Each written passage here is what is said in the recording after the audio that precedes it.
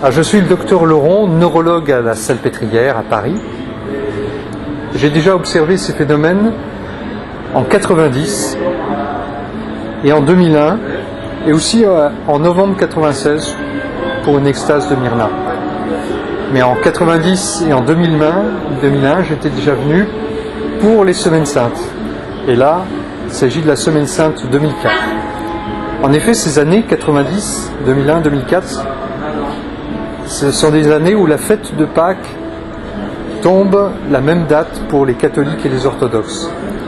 Et déjà, comme Myrna l'avait eu en 84-87, eh bien ces années-là, elle a des manifestations extraordinaires qui sont les jeudis saints de ces années, les stigmates, les samedis saints de ces années, une extase avec effusion d'huile, et le dimanche de Pâques, jusqu'à présent, la petite image de Notre-Dame de Soufanié, la première petite image qui avait suinté depuis 82, se remet à suinter l'huile en abondance. Ce jeudi saint 2004, nous avons observé des stigmates, mais de façon étonnante. En effet, les stigmates au front, aux mains et aux pieds ne sont pas ouverts, mais seulement les stigmates du côté gauche, correspondant au transpercement du cœur de Jésus. Les stigmates se passent de la façon suivante. Myrna commence à souffrir intensément. On est obligé de la porter dans son lit, tellement elle souffre. Là, elle souffrait de façon globale dans son corps, avec aussi des difficultés respiratoires. Et puis, à un moment donné, elle a porté la main à son côté. Il semblait là qu'elle souffrait davantage. Et enfin, petit à petit, la douleur s'estompe. Myrna redevient plus calme. Des médecins scandinaves qui étaient là ont pu observer de plus près ce qui s'était passé. Myrna a dégagé son vêtement qui était taché de sang. Et en dessous, on a pu dégager sur le côté une plaie fine, longiligne, un peu moins longue que celle de 92 qui devait mesurer de mémoire, je pense, 12 cm. Là, peut-être à peine 10 cm. Mais aussi fine, aussi régulière et fine. Il s'agit bien d'une plaie avec du sang frais qui était sur le linge. Mais nous avons tous été étonnés que cette fois-ci, il n'y avait pas de stigmates au front, aux mains et aux pieds. Et elle m'a dit d'ailleurs, le lendemain, elle m'a dit qu'elle n'avait pas eu de douleur spéciale au niveau des mains et des pieds. Le samedi saint, alors là aussi, jusqu'à présent, enfin du moins de mes souvenirs, 90 et 2001, l'extase avait commencé en tout début d'après-midi. Et là, en début d'après-midi, il ne se passait rien. Il s'est trouvé que l'après-midi, Myrna m'appelle pour l'accompagner, puisque nous rencontrions des médecins libanais, dont le professeur Tomé, qui est un professeur de neurologie à la retraite de Beyrouth. Et ils avaient fait le voyage pour rencontrer Myrna. Nous nous étions installés sur la terrasse et Myrna a fait le récit des événements de Soufanié en arabe depuis le début jusqu'à ce qui s'est passé récemment. Et à la fin, elle me demandait un témoignage sur les stigmates que j'ai fait en français, puisque je ne parle pas l'arabe. Puis, les médecins prenaient congé, ils devaient retourner tout de suite après au Liban. Nous descendons les marches, les escaliers, et quand Myrna arrive vers pratiquement en bas, là, j'ai eu le témoignage d'une des Tahitiennes qui est dans notre groupe, qui a vu gicler l'huile des yeux de Myrna. Ça a commencé comme ça. L'huile a giclé des yeux. Et puis ensuite, son visage était couvert d'huile. En fait, il sécrétait de l'huile sur le visage en entier et les mains. Alors là, elle souffrait, visiblement, parce que l'huile dans les yeux, ça fait vraiment très mal. Et on sait à Soufanié que lorsqu'elle commence à avoir l'huile dans les yeux, il s'agit d'une extase avec un message du Christ. On a dû l'aider pour la porter dans sa chambre, on l'a allongée, et là, donc l'extase a commencé, une entrée progressive en extase, parce que d'abord elle souffre, elle essaye de se dégager de l'huile sur le visage, Et puis après, elle devient très calme, très sereine, immobile. Elle a fait un signe de croix et puis elle est rentrée dans l'extase profonde où on la voit pratiquement pas bouger. Et après quelques minutes, je pensais que je n'ai pas mesuré exactement l'extase, peut-être 5 minutes, peut-être plus, mais elle m'a paru plus courte que celle de 90 que j'avais mesurée précisément de 9 minutes. Et là, en revenant à elle, elle avait les yeux un peu fixes comme ça, elle semblait pas voir encore l'environnement immédiat. On était très groupés autour d'elle avec des caméras, des gens qui prenaient des photos aussi. Donc on a pu suivre vraiment le déroulement minute par minute. Et elle a donné un message qui est très beau sur vraiment le rapport avec l'Orient. Il faut porter dans notre cœur l'Orient, les racines chrétiennes en Orient, qui doivent raviver notre foi et ne pas nous laisser perdre dans tout le matérialisme de ce monde, le tourbillon de ce matérialisme, de cette recherche de célébrité, de luxure, de passion, de sensualité. Donc nous souvenir de nos racines pour vraiment témoigner. Et comme un départ en mission, puisque le Christ a dit, c'est comme un testament qu'il nous donnait, comme une dernière recommandation.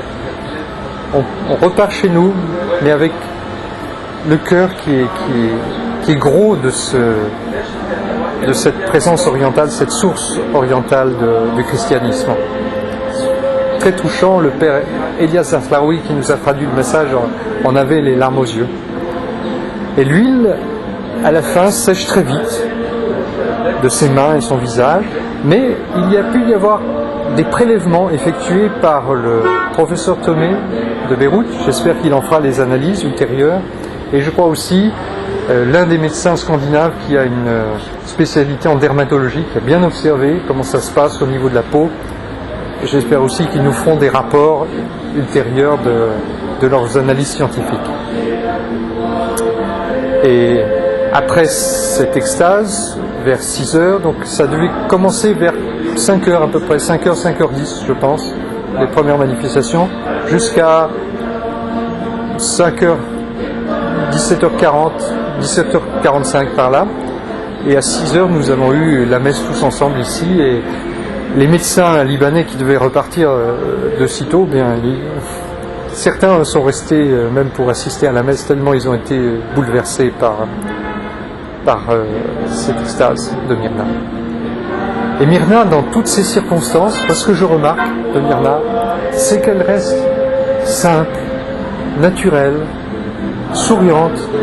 Elle ne présente aucun comportement qui ferait penser à de l'hystérie, à du théâtralisme, à une mise en valeur de sa personne. Elle est vraiment toute simple.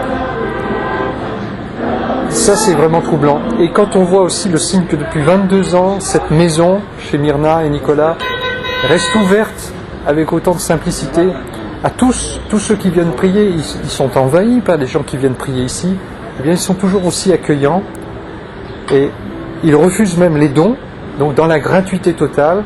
Ça c'est un tour de force.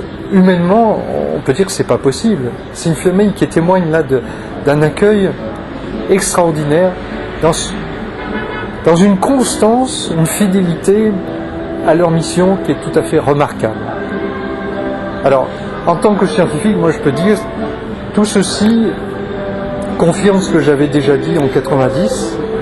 Je garde la même opinion vraiment d'un dossier médical et scientifique tout à fait sérieux.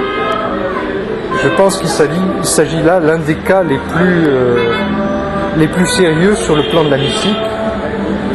Je ne suis pas compétent pour dire si c'est authentique sur le plan théologique, ça c'est aux théologiens de le dire, mais sur le plan médical, il n'y a aucune supercherie et les phénomènes sont vraiment tout à fait extraordinaires et non expliqués par la science. La peau ne peut pas produire de l'huile qui a déjà été analysée à plusieurs reprises, qui est de l'huile d'olive pure. C'est impossible. Donc là, je pense que les résultats, attendons ceux de 2004, mais jusqu'à présent, il n'y a pas d'explication à ces faits. C'est tout à fait inouï et remarquable.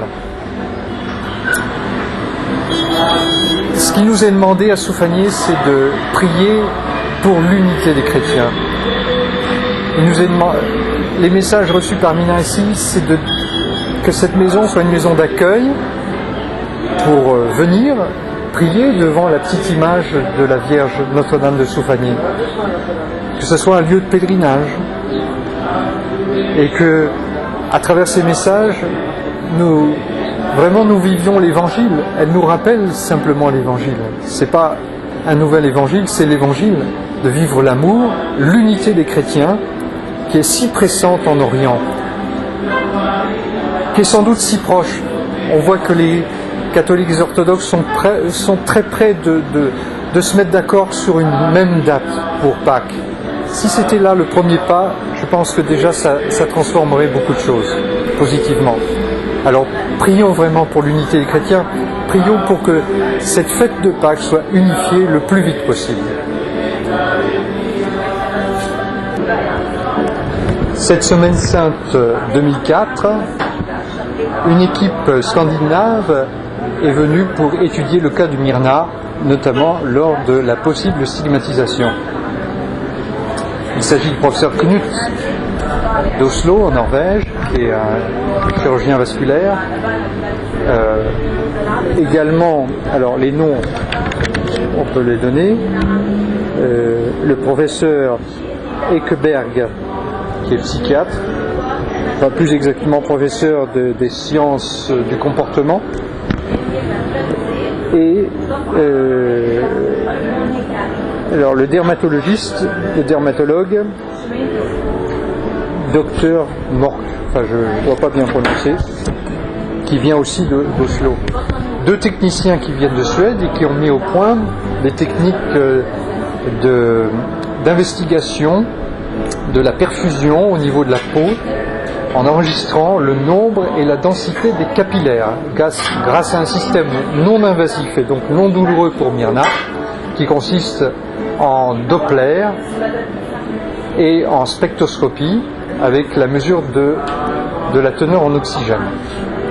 De plus, ils ont effectué des photographies, ils ont effectué des prélèvements sanguins avant, donc venant d'un prélèvement veineux, une simple prise de sang de Myrna, et ensuite un prélèvement du sang qui est donc sorti des stigmates, pour pouvoir comparer, et m'ont-ils dit, pour en faire l'analyse génétique, c'est-à-dire qu'ils vont aller jusqu'à l'ADN, qui donnera vraiment la carte d'identité, même plus précise qu'une empreinte digitale. Et ils ont fait de plus, et je pense samedi ils ont pu faire un prélèvement d'huile également. Mais enfin les prélèvements d'huile, comme je vous l'avais dit, ont surtout été effectués par le professeur Tomé de Beyrouth au Liban. Espérons que dans tout ça nous aurons des résultats. Donc pour eux il s'agissait d'étudier avec ces examens, l'équipe scandinave, étudier les endroits présumés d'apparition des stigmates avant la stigmatisation. Donc ils ont fait des mesures au front, puisque évidemment on savait qu'il y avait des stigmates au front, aux mains, je ne pense pas qu'il ait fait aux pieds, et aux côtés. Et en fait, comme il n'y avait qu'une stigmate au côté, eh bien ils ont pu étudier juste après la stigmatisation la plaie du côté, et ils ont refait les tests, les mesures, les jours suivants, chaque jour. Je pense qu'ils étudient une cinétique de la cicatrisation. Alors sur l'écran, puisque tout ça est traité par ordinateur sur place, on voyait déjà, grâce à une transformation des données numériques en une image visuelle par couleur, montrant selon les couleurs les densités des capillaires, il apparaissait sur l'écran visiblement la marque très très nette de la plaie. Ils ont refait donc ces mesures le lendemain, le surlendemain. Je ne sais pas s'ils l'ont fait encore aujourd'hui. Non. Ils reviennent demain. Donc ils le feront demain. Au total, ça fera donc 4 mesures de la cicatrice. Et une 5e mesure préalable, c'est ça. Si j'ai bien compté, c'est ça.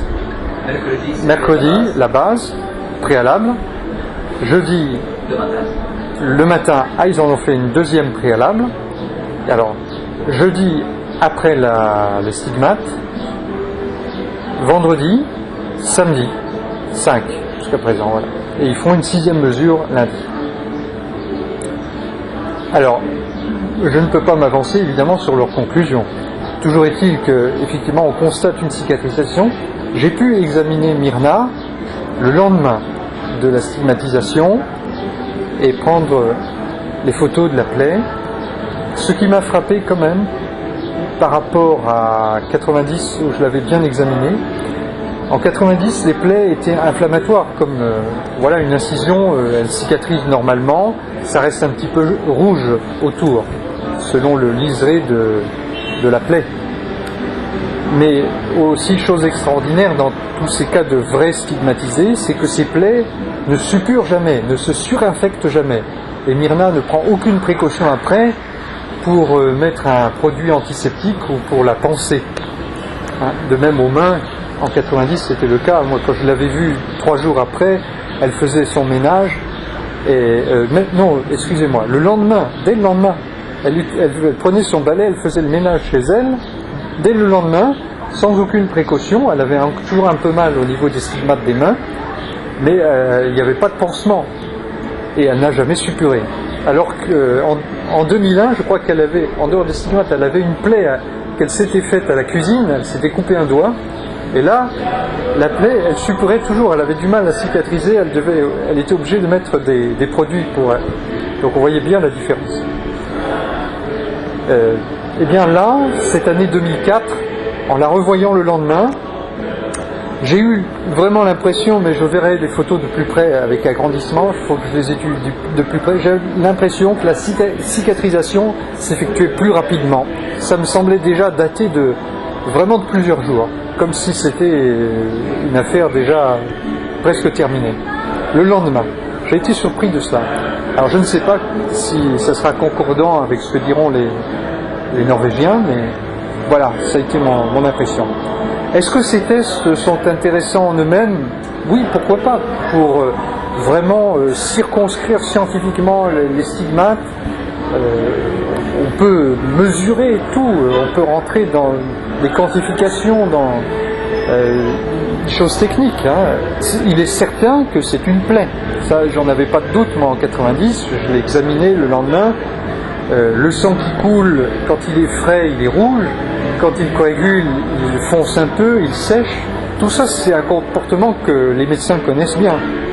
Et puis, observer les plaies par la suite, y compris, moi, quand je l'avais vu en 90, au dos des pieds, je voyais bien la plaie récente, et à côté, je voyais la trace fine, blanche, qui correspond à de la dépigmentation d'une ancienne cicatrice. Je voyais même l'ancienne cicatrice peut-être de 84 ou 87. Donc vous voyez, médicalement, on peut déjà se rendre compte qu'il s'agit d'une vraie plaie dévisue, sans être obligé de faire tous ces tests un peu compliqués. Mais pourquoi pas? Alors si en plus leur mesure note qu'il y a une cicatrisation qui est anormalement rapide, il y aura là un fait supplémentaire. Voilà. Donc l'étude de leur stigmate consiste à utiliser un effet Doppler par une sonde, mais aussi en utilisant une imagerie spéciale ayant recours au laser. Donc c'est une imagerie par laser qui aboutit quand même à se rendre compte de la perfusion par effet Doppler combiné, si j'ai bien compris, mais c'est une technique de pointe bien sûr. Ils utilisent aussi un effet, enfin, une vidéo microscopique, le microscope en vidéo, quoi, pour pouvoir se rendre compte, parce que les capillaires c'est très très fin, c'est effectivement le réseau artériel le plus fin qui fait la jonction entre les artères et les veines. Donc dans la pulpe des doigts, dans la peau, nous avons des petits capillaires, c'est tout à fait microscopique. Et pour le voir, il faut évidemment des appareils qui amplifient le signal à l'aide donc des techniques qui sont très précises grâce au laser, puisque sans le laser on ne pourrait pas obtenir, et le microscope, et pour pouvoir calculer vraiment le nombre et la densité des capillaires. Et quand il y a une réaction inflammatoire, c'est-à-dire autour d'une plaie, évidemment il y a une densité de capillaires qui est augmentée, une augmentation de perfusion pour l'organisme vise à réparer tout de suite le dommage qui lui est fait. Donc les éléments figurés du sang se convergent vers la plaie pour qu'il y ait réparation tout de suite du tissu, apporter des nutriments, pour qu'il y ait la réparation la plus rapide possible de ce tissu lésé. Alors, je mentionnerai aussi que lorsque j'ai examiné Myrna le lendemain des stigmates, vendredi saint, Myrna me signalait un point douloureux un peu plus bas et un peu plus en dedans que la plaie, donc sous les côtes, sous le grille costal. Et c'est une douleur qui avait été, ou alors peut-être entre deux côtes, je sais pas, c'était, oui, à la pointe du grille costal, je pense plutôt. Elle mentionnait ce point comme étant très douloureux le jeudi saint, quand elle a eu les stigmates. Et le vendredi, ça allait déjà mieux. Elle était un peu inquiète. Nous l'avons examiné. Il y a peut-être une sorte de nodule que j'ai pu percevoir à la palpation, mais pas douloureux à la palpation. J'appuyais, ça ne semblait pas douloureux, donc je n'ai pu que la rassurer là-dessus. Je pense qu'il s'agit peut-être d'une contraction très localisée, musculaire, peut-être liée au stress de l'ouverture des stigmates qui est forcément très douloureuse. On l'imagine aisément. Je pense que c'est une réaction comme cela. Voilà, donc je n'insisterai peut-être pas plus là-dessus. Oui. Et sa respiration? Alors, elle se plaignait d'une respiration difficile. Et ça, c'était déjà le cas d'autres stigmatisations. En 90 notamment, elle avait vraiment eu des difficultés respiratoires, ça avait été très frappant. Je l'avais examiné d'ailleurs à l'époque avec le père Maloli qui m'aidait pour traduire, évidemment, puisqu'elle ne parle pas le français, donc c'est difficile de communiquer avec elle en français. Et elle avait eu grosses difficultés respiratoires, effectivement. Cette année aussi, elle a eu cette difficulté respiratoire tout le long des stigmates, où, je le rappelle, elle reste consciente, donc elle sent vraiment les douleurs, elle ressent vraiment les douleurs, intensément. Il s'agit donc d'une participation mystique à la passion du Christ. C'est, bien entendu, il ne faut pas attendre des stigmates qu'ils reproduisent exactement ce qu'on peut attendre d'une crucifixion. Lorsqu'elle avait les plaies aux mains et aux pieds, il n'y avait pas de transpercement de part en part. Elle avait les plaies dans la paume des mains et sur le dos des pieds seulement. Mais ce n'était pas un transpercement. Et puis on peut comprendre de nos jours, grâce à l'étude du linceul de Turin, que le transpercement n'avait pas lieu dans la paume des mains, mais dans les poignets. Donc c'est pas un signe à prendre au pied de la lettre, si je peux dire, c'est un signe qui nous est donné pour que nous aussi nous participions à la passion du Christ, donc pour l'accompagner, accompagner Myrna dans la prière. C'est ce que les personnes qui étaient là ont fait, ont accompagné dans la prière. Il ne s'agit pas d'un phénomène purement spectaculaire, juste pour du spectacle. Tout est fait ici dans la prière et dans le recueillement. Même si les caméras peuvent filmer, même si les gens peuvent venir, c'est parce que les portes sont ouvertes, il n'y a rien à cacher à Soufanié, mais c'est pas non plus quelque chose de l'exhibitionnisme ou d'autre chose. Enfin, comment pourrais-je dire, quelque chose qui est montré en spectacle, pour du spectacle, c'est pour prier. Et on sent bien ici, dans cette maison, l'atmosphère de prière.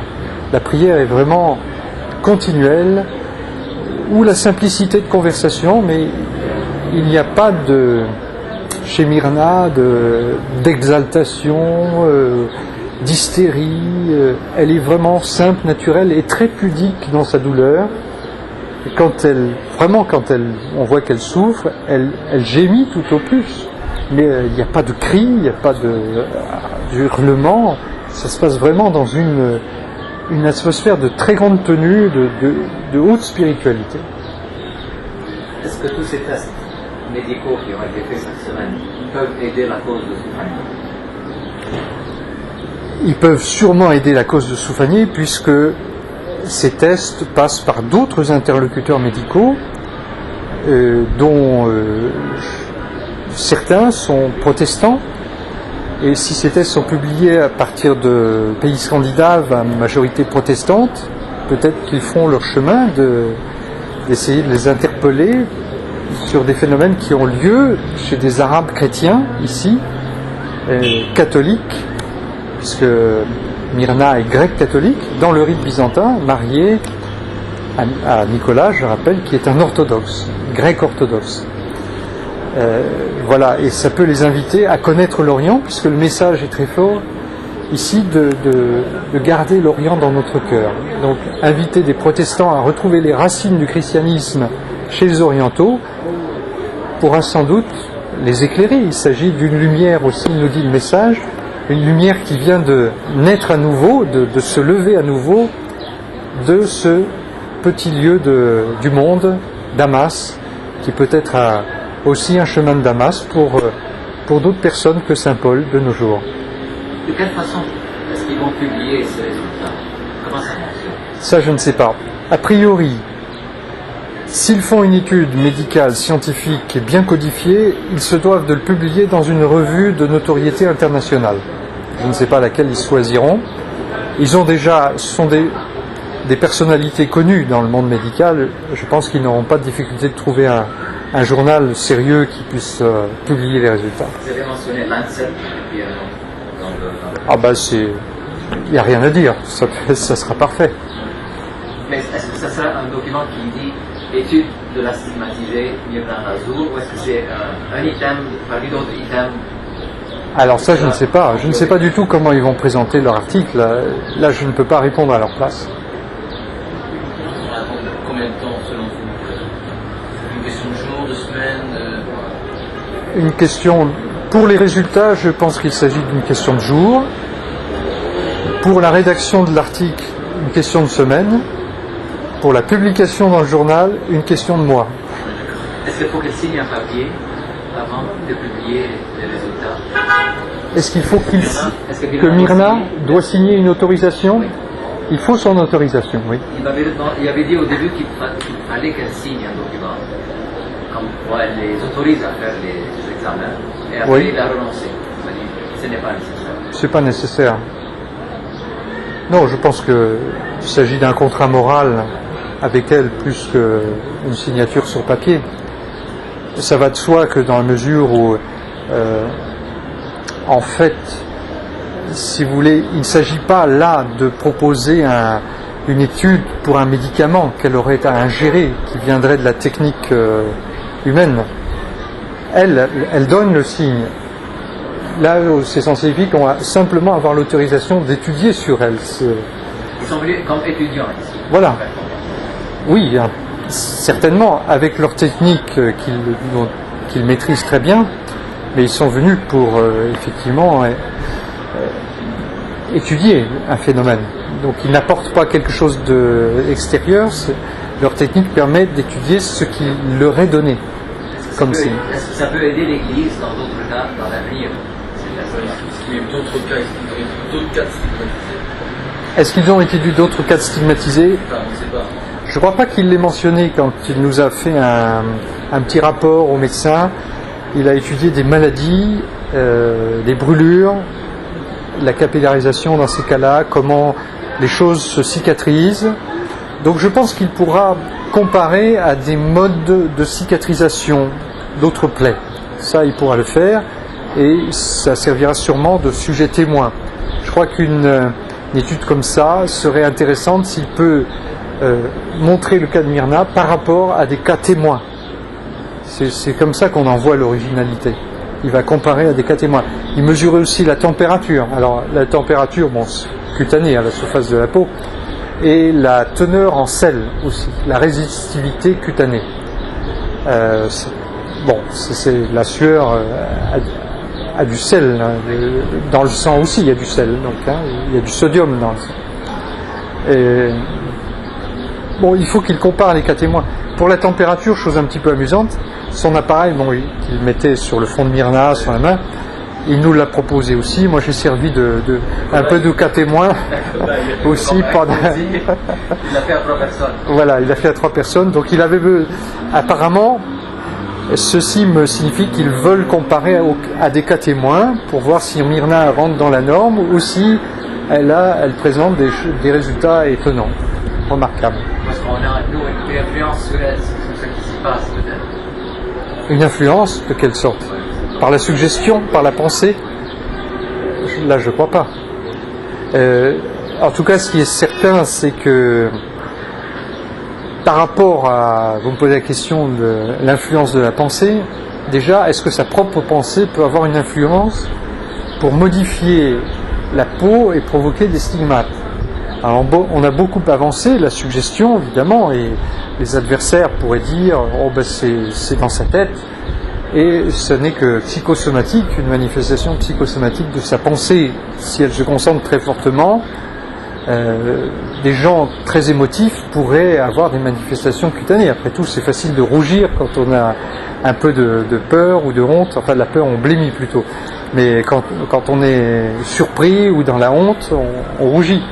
On voit bien qu'il y a des modifications des capillaires liées aux émotions. Et il semble que professeur Knut ait beaucoup étudié ça aussi. Et donc, ils veulent savoir s'il y a un côté émotionnel, effectivement, avec Myrna aussi. Ils ont mesuré le pouls.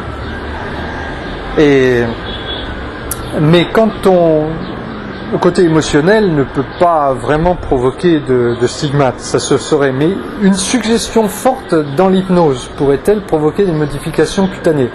Eh bien oui. On sait que sous hypnose, certaines personnes peuvent se provoquer des brûlures, avec même des phlictènes. Peuvent provoquer aussi des suffusions sanguines sous la peau. Mais à ma connaissance, j'avais revu un peu tout ça avant de publier le livre que j'ai écrit sur la question. Il ne semble pas qu'il y ait pu y avoir d'ouverture de plaies d'une telle netteté. Tout au plus quelques petites fissurations, mais pas des plaies aussi finement dessinées, ou alors aussi longues comme pour la plaie au côté. Donc là, il s'agit de quelque chose qui est quand même au-dessus de ce que la pensée humaine peut provoquer. C'est instantané. Et c'est instantané. Et en plus, Myrna, comme je vous l'ai dit, est tout à fait consciente. Elle n'est pas en hypnose, évidemment. Et il n'y a personne à côté d'elle pour la suggestionner dans ce sens-là. Donc ça ne tient pas du tout la route.